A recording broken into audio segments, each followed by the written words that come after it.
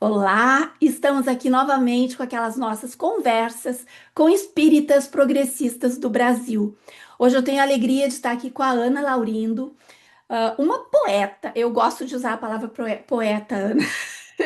Acho mais bonito do que poetisa. Uma poeta maravilhosa, escritora do nosso movimento de espíritas progressistas. E eu vou passar a palavra para a Ana. Seja muito bem-vinda. E ela vai se apresentar e a gente já vai começar a conversar. Te apresenta para essa nossa comunidade, querida. Hum. Oi, gente. Eu gosto de me apresentar porque é uma forma de falar do lugar onde eu cheguei.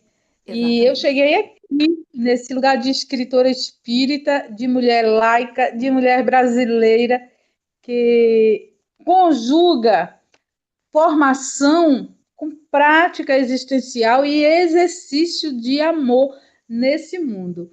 Então, as minhas referenciais são essas conquistas que chegaram na minha história e me permitem falar de uma maneira assim muito tranquila, sem precisar estender os currículos, porque eu tenho consciência de que estendida mesmo é a estrada que está aqui na minha frente, Eu né, concordo desafiando contigo. agora. É. Então, é muito bom saber que eu não estou só, que vocês existem e que nós podemos dialogar sobre conversas afins, temáticas que nos envolvem. Exatamente, querida. Seja sempre muito bem-vinda. Essa comunidade é muito acolhedora, muito querida.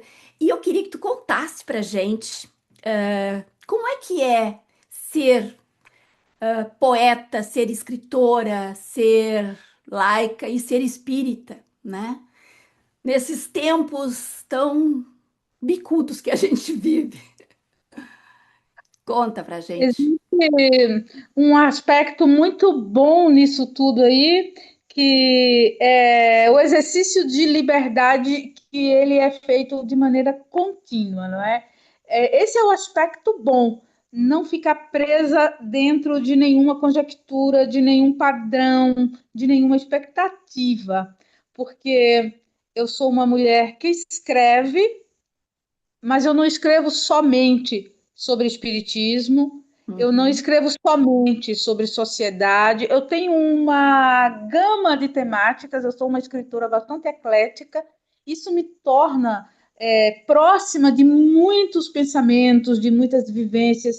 Eu me relaciono com gente diferente demais entre si a partir da escrita, a partir da fala, e isso tudo é um ganho substancial para essa minha existência.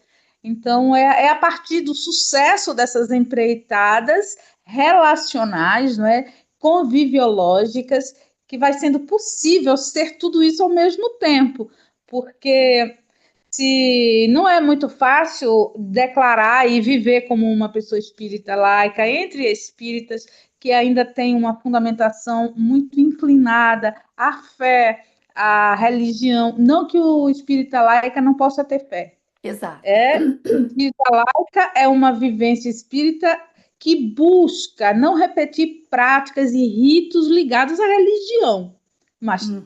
fé é uma coisa que vai É muito além disso. inerente. É inerente. Não é fácil também ainda ser aceito de uma maneira assim espontânea, porque nós somos um povo social muito ligado a referências, muito ligado a padrões, a costumes, não é? A parecença. Nós buscamos parecença.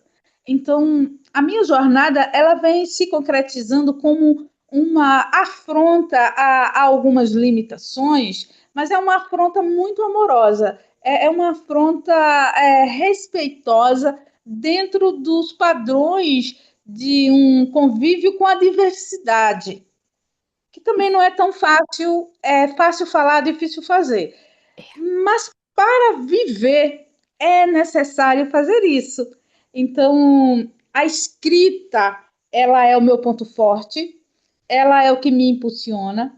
Digo que é o que já me salvou de muitas dores, dores humanas que poderiam ter me levado a situações de degradação existencial profunda, né? Como, por exemplo, quando meu filho foi assassinado com 16 anos e eu conheci, né? O inferno da dor, não somente da perda material do filho, mas de todo um processo de culpabilização e discriminação e criminalização imposto por uma estrutura estatal, por uma estrutura cultural. A escrita me salvou, porque eu segurei nas convicções de uma verdade de amor que não aceita a morte como condição de resolver nenhum tipo de conflito, nenhum tipo de situação. E eu sobrevivi, mas eu não sobrevivi sozinha. Eu sobrevivi agarrada nas letras, nas palavras, nos sentimentos que eu expressava. Mas a partir daí, o que já existia, né, como um projeto de ser integrado pelo cultivo da intelectualidade, que é algo que está associado ao meu caminho existencial, nessa encarnação, eu fui descobrindo formas de falar e eu fui encontrando caminhos novos. Hoje eu me refestelo dentro da perspectiva laica, porque eu me sinto mais liberta e eu tenho essa ânsia de libertação. Tem uma adolescente dentro dos meus 53, quase 54 anos, que ela se manifesta na inconformidade com o que já se tem. Então eu digo assim, ai, mas eu também quero aquilo ali. Ah, mas então eu vou lá. Eu achei magnífico descobrir que podia ser espírita e não precisar seguir ritos e não precisar Sim. estar necessariamente atrelada a uma forma de viver espiritualidade, fazendo negociações de bondade, negociações de caridade, né? Trocando bônus hora, né? Para ter acesso à espiritualidade. E isso foi um processo tão libertador, É tão libertador. maravilhoso, que foi como descobrir que eu não precisava mais alisar e nem pintar os cabelos. Gente, você não imagina como isso foi maravilhoso. Eu sou livre, livre para tomar banho e pentear com os dedos ou com o pente. Ah, mas o que é que tem a ver uma coisa com a outra? Tem Tem tudo a a ver, ver que né? Tem tudo a torna ver. mais leve, mais fluida, mais ela mesma, né? Mais Uhum. dinâmica e numa perspectiva menos exigente, menos rigorosa e menos desgastante. Então, você vê que a poesia, ela está na minha palavra, ela está no meu dia a dia. Os meus recantos de existência, eles são altamente poéticos. Eu vejo que o ambiente da Suzana ela é um ambiente bonito, com arte, e é assim também que a poesia da minha vida material, ela se concretiza em cores, formas, expressões. Por quê? Sim. Porque eu acredito, como eu digo nesse livro aqui, ó, Revolução Política dos Espíritos, que o Até que deixa nos eu, une. antes de tu continuar, eu vou avisar as pessoas que eu vou deixar fixado aqui nos comentários desse vídeo os endereços da Ana, os links das redes sociais da Ana, e ela vai me passar como as pessoas podem adquirir os livros dela, tá bom? Então vai ficar afixado aqui. Segue, minha querida. Então, nesse livro aqui, Revolução Política dos Espíritos, que é algo assim grande para sentir, para pensar, mas na hora de colocar em letra, né, em grafar, é algo muito cuidadoso, que eu tive que ter muito cuidado. É uma ideia, é uma compreensão e é uma descrição de como se é possível ser espírita e evoluir dentro de uma perspectiva política de vida. Por quê? Porque fazemos o resgate da ideia de política para muito além dos espectros partidários ou mesmo ideológicos. Política é algo ligado à ação de vida social Uhum. prática. Sim. Então, quando eu saio de casa pela manhã, é uma espírita que sai de casa pela manhã. E eu não vou ao centro espírita necessariamente. É na rua que eu sou espírita. É na fila do banco que eu sou espírita. É quando eu amparo alguém que sou espírita, mas também é quando eu deixo a minha necessidade de amparo ela aflorar e eu busco ajuda. E eu agradeço pela ajuda que eu recebo. E isso é uma metáfora da revolução política dos espíritos, porque desde o dia, o cotidiano, aos enfrentamentos necessários, aos posicionamentos políticos conscientes. Tudo isso nós analisamos como revelações da revolução que ocorre no interior, na mentalidade e se manifesta no corpo, no convívio e nas relações, através de práticas que são práticas de amor.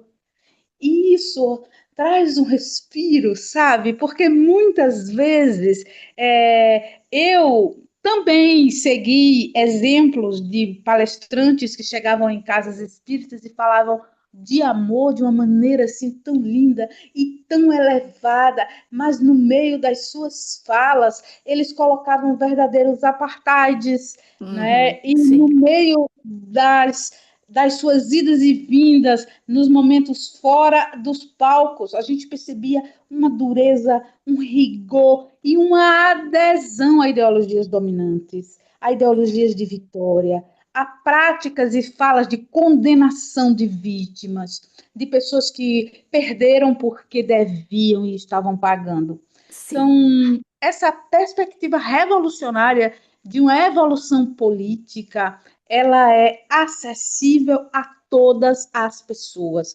independente de serem ou não vinculadas à religião, porque a evolução espiritual, ela não necessita de nenhum tipo de tarja.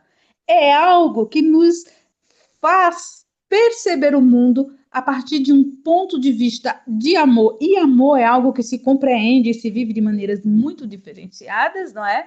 Para alguns, amor é quando recebe toque, carinho. Para outros, amor é quando recebe sim. E para muitos, amor é quando, dentro do não, encontra acolhida e superação de perdas.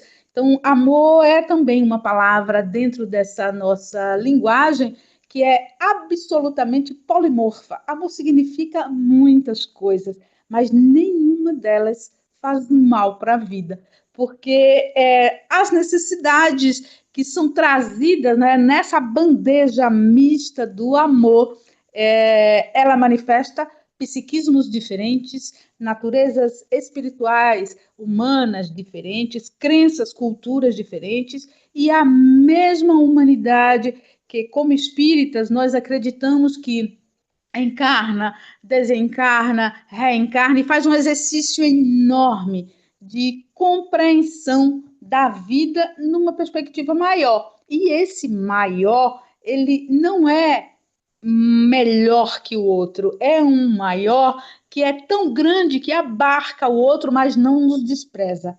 Nós também não precisamos fazer cultura de culpas. E é Sim. aí onde, no livro, nós fazemos algumas análises sobre as heranças, né, de cultura de culpa que é disseminada e é uma herança que nos faz amar muito menos a nós mesmos do que nós poderíamos estar amando agora. Então, quando a culpa ronda, né, nós temos uma inclinação de negar muito de nós. Mas, ao mesmo tempo, nós sabemos que enquanto nós nos negamos, nós nos atrasamos nesse caminho. Porque as minhas, as tuas, as nossas dificuldades, elas nos igualam numa condição de aprendizes. Mas, na mesma perspectiva que aprendemos, nós trocamos e nos auxiliamos mutuamente quando aprendemos a conviver também. Então, a poesia que é produzida nos meus escritos, ela é muito existencialista e esse diagnóstico eu ouvi lá atrás, eu achei muito engraçadinho, porque eu já fazia umas pesquisas, né, sobre o existencialismo francês, né, da Simone de Beauvoir, e aí eu não me vejo exatamente naquelas perspectivas delas, embora eu dialogo com várias, mas eu aceito a parte existencialista como algo ligado ao momento de agora. É uma experiência fenomênica. Então, Uhum. não é somente o passado e não é somente negociar o futuro, mas é um espaço de consciência que se revela aqui, que se Deixa, mostra aqui. deixa eu te contar uma coisa, até para as pessoas que estão nos assistindo também. Quando eu abri esse canal, quando eu comecei a fazer, foi em 2019, naquele momento de crise total que nós vivíamos, né? O início do Inominável e tal. O nome desse canal era Espiritualidade, Poesia e Natureza. Não, era inverno. Natureza, Poesia e Espiritualidade. Era o nome do canal. Aí, com o passar do tempo, foi espírita progressista, ninguém falava o nome correto do canal, eu acabei mudando, mas eu continuo usando essa hashtag, porque sem a natureza, sem poesia, sem espiritualidade, a gente não é quase nada, na verdade, né? E a tua caminhada é bem isso, é bem E essa. você abraça essa questão da natureza de uma maneira assim muito intensa, vai ficando meio que É, impregnado, não é? E o que eu acho que é uma conquista muito bonita, muito bonita.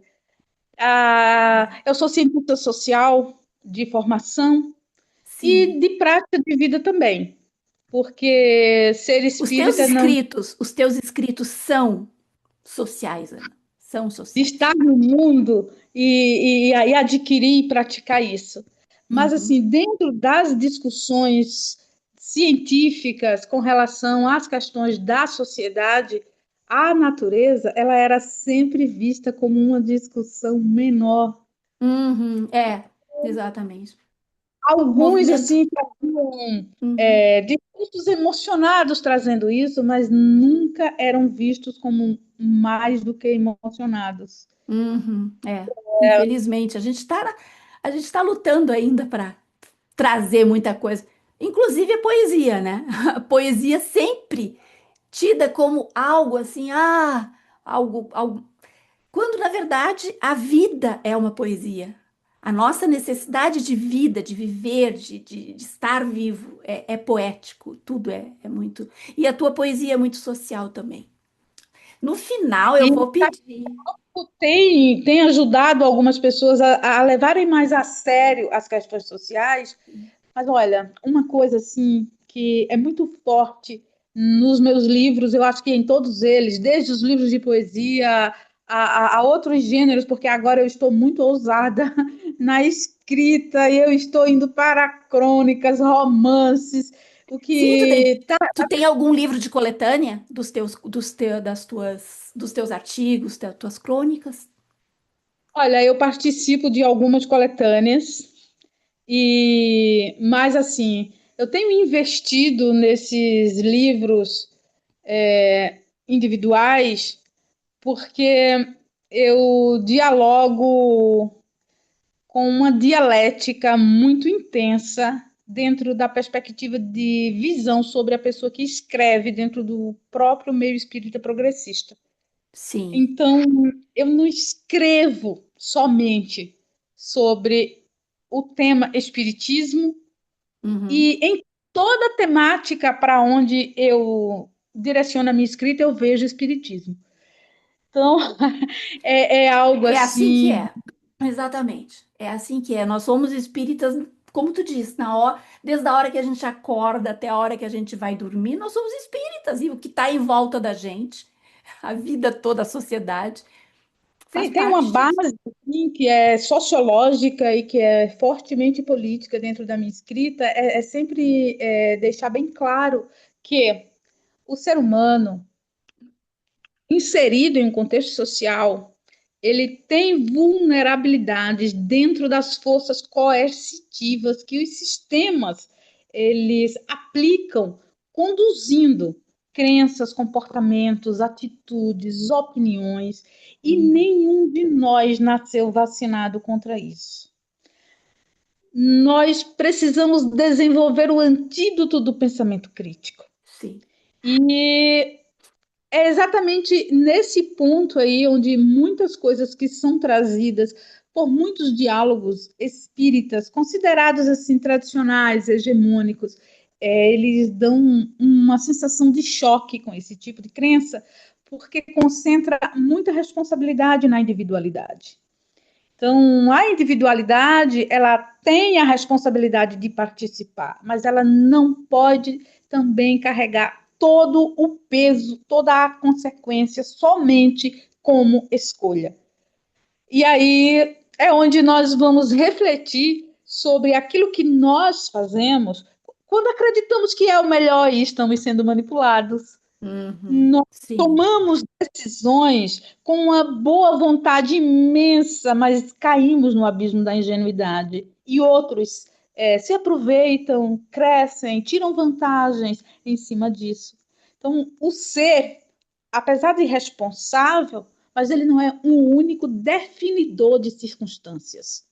Por mais que nós sejamos defensores da vida em abundância, da liberdade, da natureza, do alimento saudável, nós temos verdadeiros monstros de interesses capitais que estão engolindo a vida.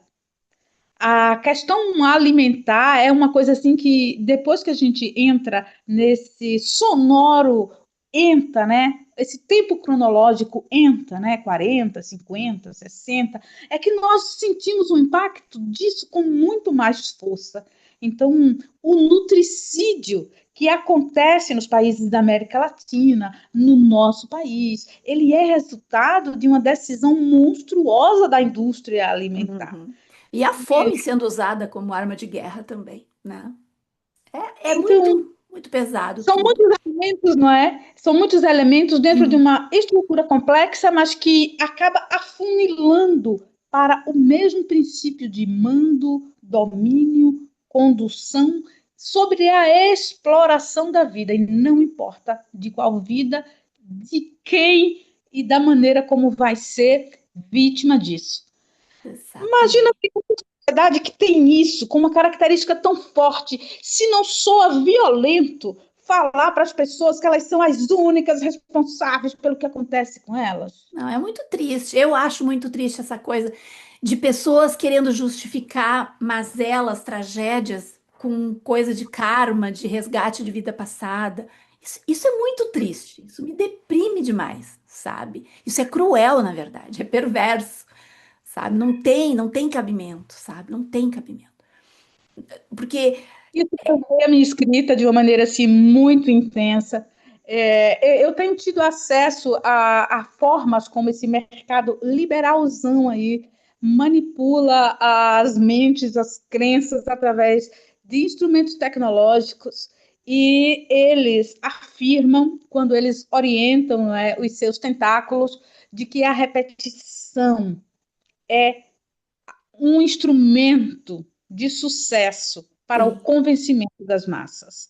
sim, Se eles utilizam a repetição com essa finalidade, nós também vamos utilizar as exatamente, nossas vozes para repetir o contrário quantas vezes forem necessárias exatamente. para sobreviver diante da aridez violenta, principalmente do lugar onde eu vivo, que é um lugar onde eu acabei assim pagando altos preços, né, por não ter o mesmo sonho que a média da classe mediana aqui possui e ecoar, né, a voz em defesa da vida.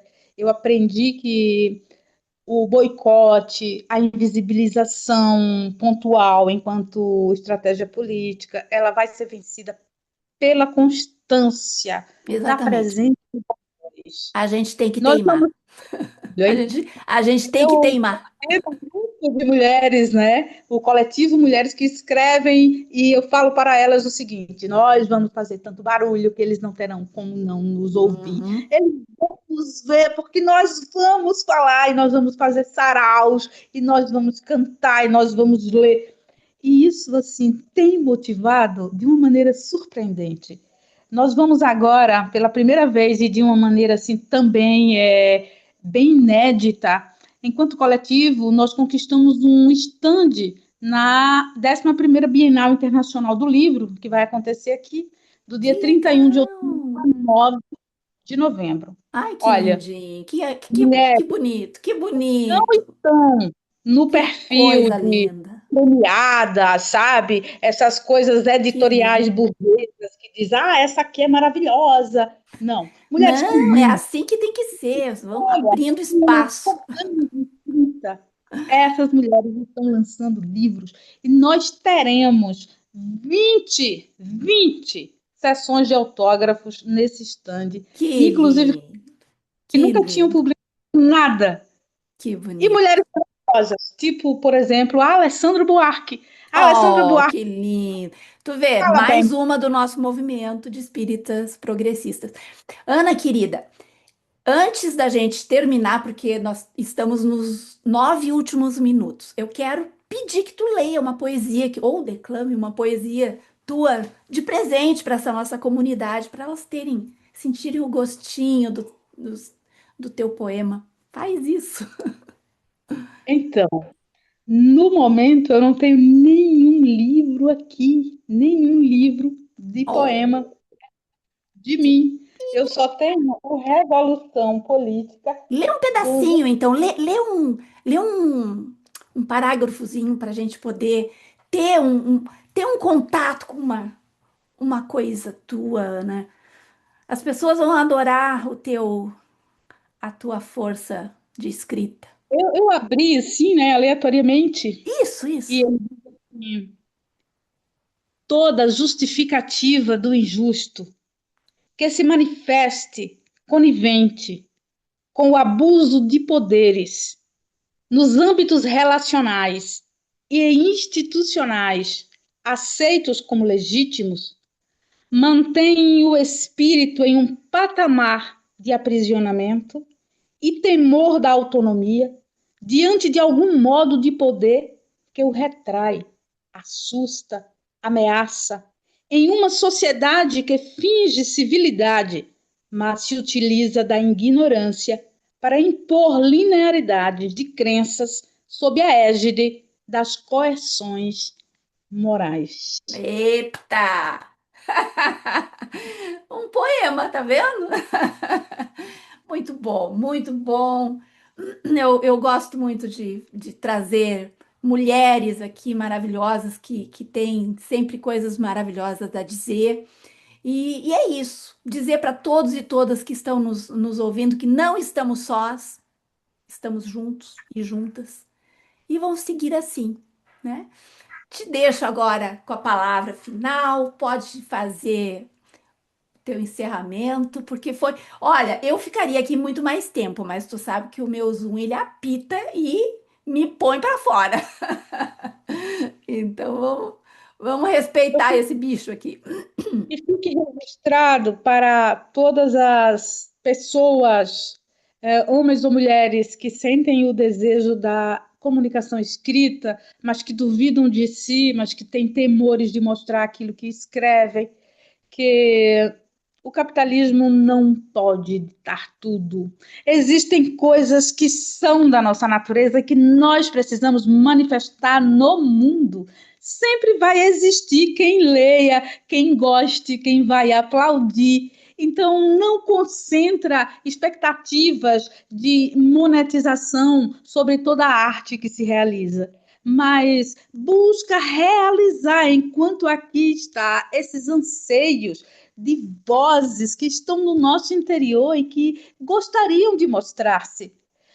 Mulheres que desejem escrever e que precisam de um impulso, chega junto de nós no coletivo Mulheres que Escrevem, porque nós nunca estamos ocupadas demais para incentivar uma outra mulher a se posicionar no mundo com a sua voz e com a sua escrita, porque a minha voz ela só vai ecoar se a sua ecoar também. Então, nós temos a compreensão de que essa revolução política, literária, ela se faz em conjunto. E coletivamente nós vamos dizendo o contrário desse desamor que está ameaçando a vida, porque o nosso amor ele é concreto, ele acontece em nós e a partir de nós, e nós precisamos estar juntas, juntos, para que isso tenha um efeito prático e nos ajude a ser feliz. É um objetivo nobre. Exatamente. E é um trabalho espiritual, Ana. Pode ter certeza. É um trabalho espiritual também. Querida, não esquece de me mandar todos os teus links, inclusive das mulheres que escrevem. Eu vou deixar tudo fixado aqui e as pessoas vão poder te encontrar para perguntar dos teus livros e tudo mais. Eu te desejo tudo de bom, um grande abraço, um grande beijo. Muito, muito obrigado pela tua companhia aqui com a gente. E quem sabe a gente volta a se falar de novo numa próxima oportunidade. Fica com Deus.